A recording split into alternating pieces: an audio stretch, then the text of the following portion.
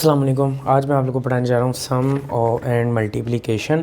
ठीक है ना, बहुत आसान है, कोई इतनी खास थ्योरी नहीं है। मैं एक्सपेक्ट कर रहा हूँ कि आप लोग जो वो है थ्योरी पढ़ के आए हुए हो। ठीक है ना।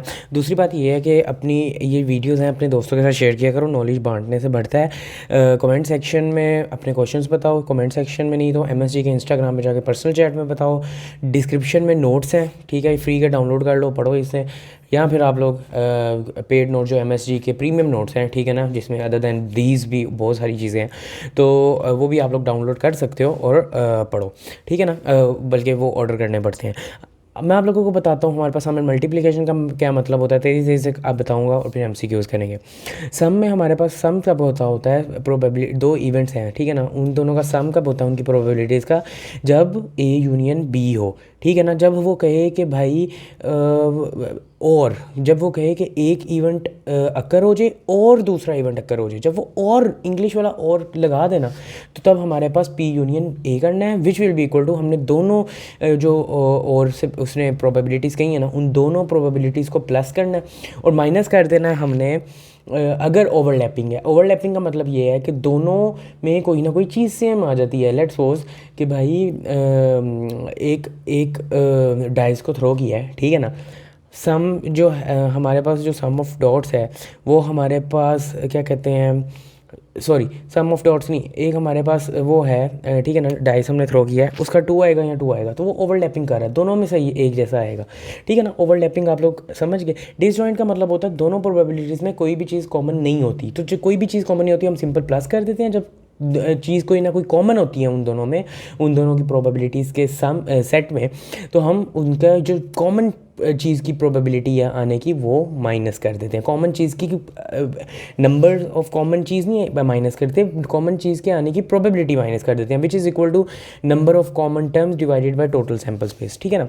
खैर ये बातें आप लोगों को पता होंगी, बुक में सेम बातें लिखी हुई हैं। P इंटरसेक्शन, अच्छा जब वो कहेगा ना कि एक इवेंट अकर हो एंड दूसरा इवेंट अकर हो, जब एंड का लफ्ज़ यूज़ करेगा ना, तो आप लोगों ने ये वाला यूज़ करना है और इसके इन दोनों की प्रोबेबिलिटीज़, दोनों इवेंट्स की प्रोबेबिलिटीज़ को मल्टीप्लाई कर देना है। ठीक है ना। ये इंडिपेंडेंट इवेंट्स होते हैं, ठीक है ना। इंडिपेंडेंट इवेंट्स कौन से होते हैं, जिसमें कहते हैं कि लेट्स सपोज मैं आपको एग्जांपल देता हूँ कि भाई अरशद मर गया एंड अकरम मर गया, तो दोनों इंडिपेंडेंट इवेंट्स हैं कि अरशद और अकरम, ठीक है ना, दोनों जो हैं वो अलग अलग हैं। अकरम ज़िंदा है एंड अकबर ज़िंदा है, तो दोनों में हमारे पास जो है इंडिपेंडेंट इवेंट्स हैं, मतलब अरकम के ज़िंदा होने से अकबर को फ़र्क नहीं पड़ता। ठीक है ना, तो इंडिपेंडेंट इवेंट्स हैं। तो अ कार्ड इज़ ड्रॉन, ये देखो अब हम MC को सॉल्व करना शुरू करते हैं। अ card is drawn from a deck of 52 cards, what is the probability it is diamond और एस कार्ड। ये आप लोग सॉल्व करो, ठीक है, वीडियो पॉज करके। मैंने पिछली वीडियो में आप लोगों को एक चार्ट बना के दिखाया था, जिसका आप लोग स्क्रीनशॉट अभी भी ले सकते हो।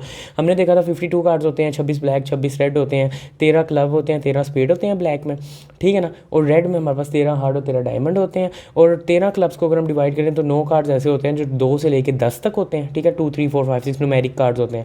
3 फेस कार्ड हर किसी में होते हैं, एक एस कार्ड हर किसी में होता है, मतलब टोटल 4 एस कार्ड होते हैं, ठीक है ना। ये फेस कार्ड सारे होते हैं और ये होता है। अब अगर आप लोगों को ये थोड़ा ज़हन में ना, ये आप लोगों ने डायग्राम बनाई हुई है, ये MCQ आप फ़ौरन सॉल्व कर सकते हो। अ card is drawn from a deck of 52 cards, ठीक है ना, what is the probability it is diamond. Diamond आने की प्रोबेबिलिटी कितनी है, टोटल डायमंड कितने होते हैं हमारे पास, 13 डायमंड्स होते हैं, तो 13/52 हमारे पास डायमंड आने की प्रोबेबिलिटी है, ठीक है ना। और एस कार्ड आने की हमारे पास क्या प्रोबेबिलिटी है, 4, क्योंकि टोटल एस कार्ड होते हैं ना हमारे पास 4 होते हैं टोटल एस कार्ड, तो 4/52। लेकिन एक एस कार्ड ऐसा होता है जो डायमंड होता है, एक एस कार्ड हमारे पास ऐसा होता है जो डायमंड होता है।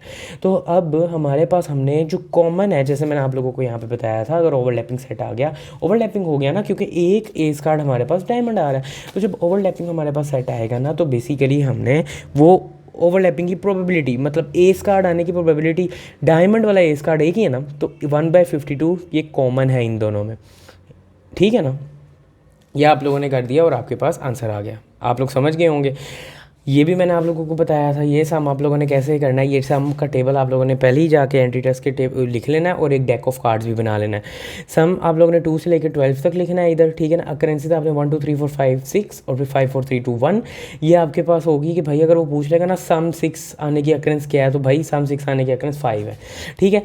और हमारे पास डाइस को जब थ्रो किया जाता है तो उसकी जो हमारे पास शॉर्टकट होता है टोटल सैम्पल स्पेस के नंबर निकालने का, वो 6 की पावर n होता है, ठीक है ना। अ dice is throne twice, twice, एक डाइस को 2 बार किया गया, फेंका गया, तो मतलब 6 की पावर 2 हमारे पास टोटल सैम्पल स्पेस आएगी। What is the probability sum of dots is 3 और 4? 11। देखो पहले तो आ गया, और जब और आया तो हमारे पास प्लस होना है, ठीक है, जब और आया तो हमारे पास प्लस होना है, ठीक है ना। तो ये हमें पता चल गया, और आया हमारे पास, और ये होना है प्लस, तो मैंने इस पे दरम्यान लगा दिया प्लस, ठीक है। दूसरे का भी 6/2 बनेगा। अब उसने कहा 3 और 11, तो यहाँ से हम पहले 3 का देख लेंगे विच इज़ इक्वल टू 2, ठीक है ना, और 11 को देखने के लिए हम देख लेते हैं which is also equal to 2, तो हमारे पास आंसर ये आ गया। अच्छा देखो, अब आप लोगों ने इसका ना सैम्पल स्पेस बनाया ना, आप लोगों ने उस सैम्पल स्पेस में से सारा निकाला कि भाई सम 3 कब होगा, 11 कब होगा। आप लोग बुक में किसी और तरह करते थे, एफएससी में किसी और तरह करते थे, एंट्री टेस्ट में किसी और तरह करना है, वरना आप लोग 3-4 एमसीक्यू उसका टाइम खा जाओगे। अ dice is throne twice, what is the probability some is 4 और 16। ये सेम उसी तरह आप लोगों ने सेम करना है, खुद करना है, इसका आंसर ये है, ठीक है ना। खुद करने की एक बार ट्राई करो।